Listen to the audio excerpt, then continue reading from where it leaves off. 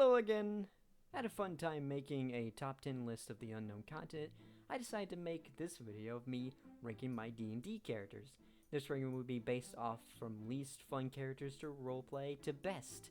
This will not include any of my characters from other tabletop RPGs. So without further ado, let's get into it. Elf is an elf that hates people he finds weird. He was kind of a murder hobo to one of the PCs and had a hard time getting along with him. I feel like this character concept could have been fun if I didn't make him the sort of a murder hobo. There were times I just didn't want to play this character and that I wanted him to get killed off. Funny story, during the campaign, when it was Elf's turn for the lookout, he hears strange noises and one of the players went, "Uh-oh, looks like Elf is gonna die." And I was like, "Finally, the time has come for this trashy character to die." And I charged toward the noise. The DM was pretty much a troll when it comes to us making poor decisions. I thought that would be it. I didn't tell him that I wanted to kill off this character, so he kept him alive and the party had to save him, even though they literally should have just left me to die since I was giving them trouble. Also, I found this drawing relating to this situation. I don't remember the characters getting killed. I believe it was a joke because I remember when one of the players yelled at me for doing that, and it made me want to make this drawing. By the way, why did he yell at me? It's your fault to risk your life to save a guy who literally tried to kill one of your PCs.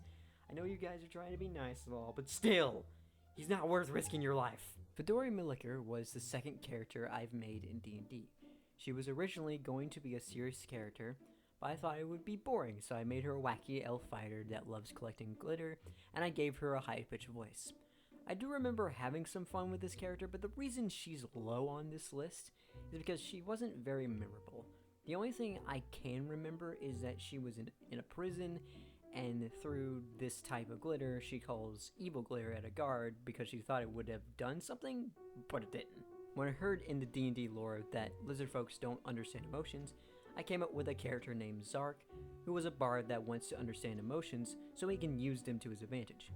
He would have been higher on the list if it wasn't for the fact that I only got to play him in one session and never really got to do anything with him. Mimi Sproutbushel is a halfling druid from the campaign The Unknown Continent. She was originally an NPC created by the DM that became my character's girlfriend. One of the players couldn't make it one session, so the DM came up with the idea of us playing his NPCs, and I got to play as Mimi. She can be fun to play mechanic-wise, and there are things I do like about her, but I feel like I'm not giving this character that much thought, and I want her to be more than just my character's love interest. It's possible that the DM and the other players might not think that way of her, but that's how I feel. Leo was a lion folk athlete from the module Descendant into Avernus. Since the DM wanted us to make evil lion characters, I came up with the idea of making him be like O.J. Simpson by making him have a calm personality while secretly being a wife beater. It was fun playing an intimidating character, but the downside to him was that I came up with the idea that every time he levels up, he multiclasses. Basically, I wanted him to be like Puffin Forrest's character, Absurd. But the thing is that the character only works in a one-shot, so he kind of wasn't fun to play sometimes. There was a one-shot that my group played that was about 3 kobolds going on a ghost hunt. I played Chamoot, who was pretty much a stereotypical kobold who would use his cuteness to get what he wants. I really like playing as him, especially since I gave him a Snitch voice. I really got nothing negative to say about him except that I didn't really give this character much thought. I think the other characters on the list were more fun than him. Fred was an artificer that was part of a family repair business. He always wanted to be an adventurer and happened to stumble upon a group of adventurers and became part of the group. There was this running gag that he would help repair something for 1 gold. No matter how much it was damaged or how long it was going to take, if it's just one thing to repair, it would only be 1 gold to fix it. The only thing I had a problem with playing as him is I was pretty new to being an artificer and didn't quite understand how to play one. He died later on in the campaign by trying to attack a giant and got flattened by them. The DM felt sorry for Fred's death. But to be honest, I wanted to play another character and that gave me an opportunity to do so. My D&D group played the Rick and Morty module, and I got to play Grandma Monk, who was an elderly Dragonborn monk. I don't remember much about her. I remember that she was pretty much a typical grandma that is a monk. Honestly, I totally forgot she existed until I wrote the script. I have no idea where to put her. I do remember she was fun, but not remembering much about her makes me wonder, what's the right place for her? So, Magrog was an orc paladin that believed in a fake god known as Morb, the orc god. I suppose you were wondering how does he have powers then? Yeah, me too. My favorite moment in the campaign that I can remember is that we ran into two goblins and I started speaking in gibberish and said, "You are now cursed by Morb." The DM responded with, "They look at each other and shoot you." Magrog was really fun. I got nothing negative to say about this character. So a long time ago, I made a cringy animation using Flipnote Studio of me and my friends being in a fantasy world. The plot was me trying to prove the king that I was worthy of marrying one of his daughters. The king challenged me to slay a dragon and I won. Since I didn't have a girlfriend and not knowing who I was going to get married to, if I ever will, I made up a character named Princess Unknown. Her beauty was so strong, people would die from it. In the end, I rejected her during the wedding and she turned into a demon and chased me. When my friend was going to run his first campaign, I was like, "This is my character idea." In the early part of the campaign, she was pretty crazy and would sometimes yell, "You want to see my pretty face?" Later on, she became a bit more serious than she was originally. During her travels, she finds out that she was part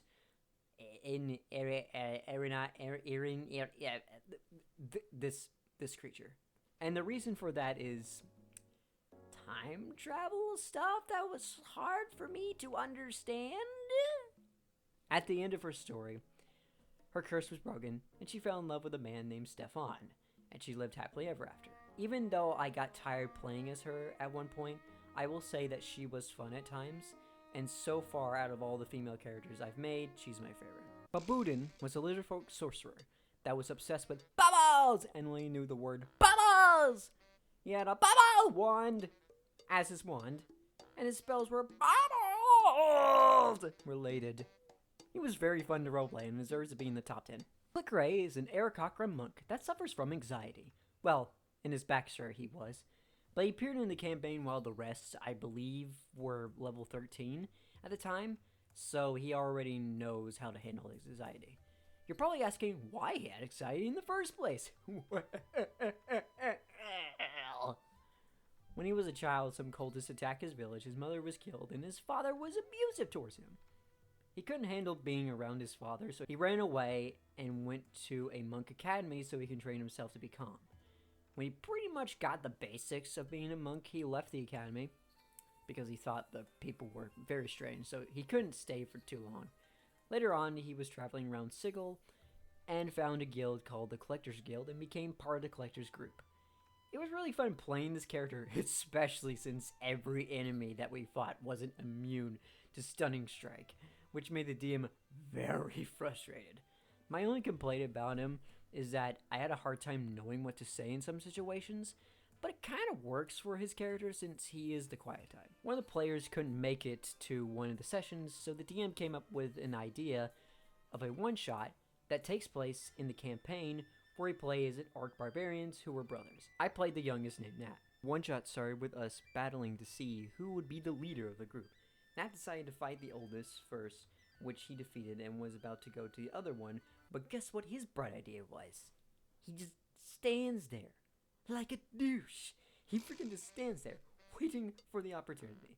So I was waiting for him to attack because, man, I just took down the oldest brother. It's possible I could take down the middle child, but no, he has to stand there because he's not fair. I just want to win, man. Like, you got these OP characters that we can't even get one hand point to them. This time, I have a chance of winning. We're at the same level and the same class, but because he's an asshole, he won't even move a muscle. I realized it wasn't going anywhere, so I walked towards him and was defeated. Nat became stubborn and didn't like being bossed around by his brothers. That sometimes he had a hard time doing stuff that he was commanded to do. The one-shot became more of a backup campaign whenever the player couldn't make it. The more I played this character, the more I started adding some things about him, like when the leader would ask questions, Nat would roll insight on pretty much everything they said. And there was a time where he started to understand, even though he doesn't like being bossed around, he knows that his brother is good at being the leader of the group.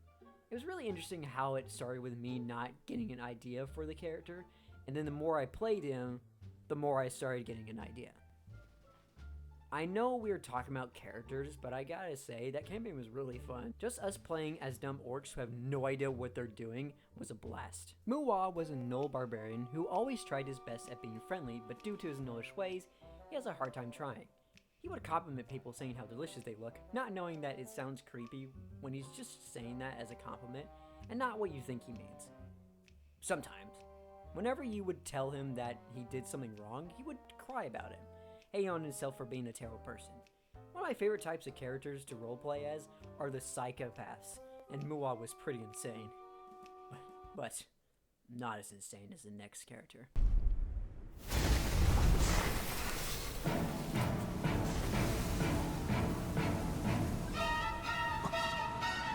Tarry.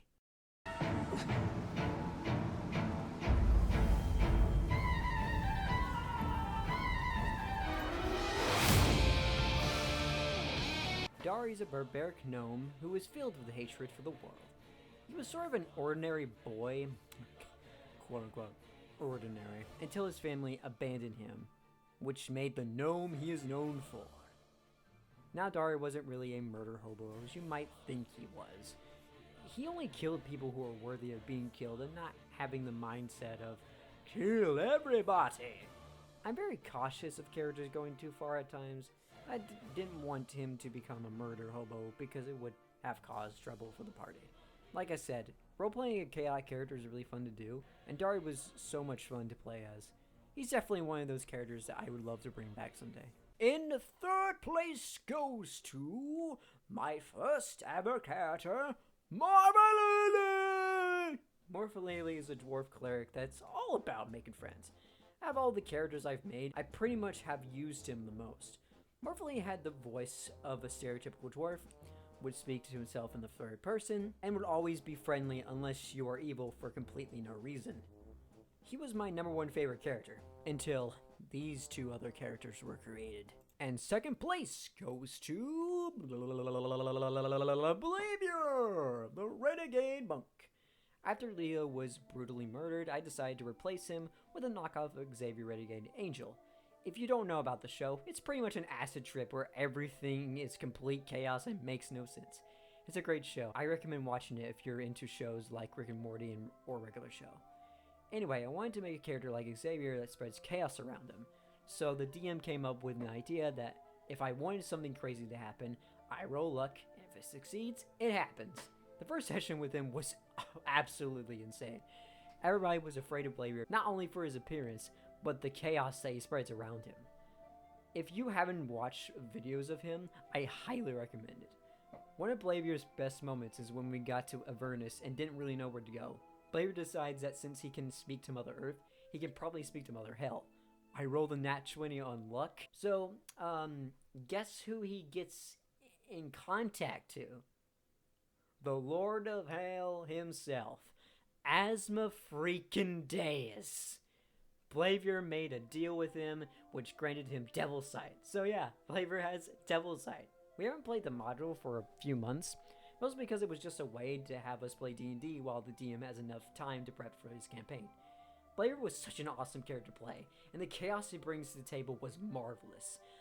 And I really, really hope we can get back to that module, or at least find a way to play this character again. And finally, my #1 favorite character is... Drum roll, please! Just my drum noise. Adrian! If you have been watching my animatics of the Unknown Continent, you would be familiar with this character. The reason he is my #1 favorite character is because, well, I like him for a lot of reasons. I like that he's comical but can be serious at times. It is very fun to interact with other PCs, especially since I gave him anger issues, and they can be a bit of a handful. Out of all the characters, he is to me the one I'm most connected to. He can be relatable due to his anger issues and his insecurities. I also really like the conversations I would have with the DM, telling him ideas of what I want Adrian to do and ask him if it could work. Adrian is a character that I feel proud of, and it seems the group seems to really like him. The DM even said out of all the characters I've made, Adrian is his favorite, and the only character he doesn't really know that well is Fedoria. I will end this off with this art of Adrin that I commissioned by this name. If you like this art and want to commission your D&D character, I'll put a link in the description. Thanks for watching. If you're new to this channel, I normally make animatics of my D&D group's best moments and some YouTubers. Alright, I'm out. Goodbye. See ya. Farewell, adios, and all that. Bye.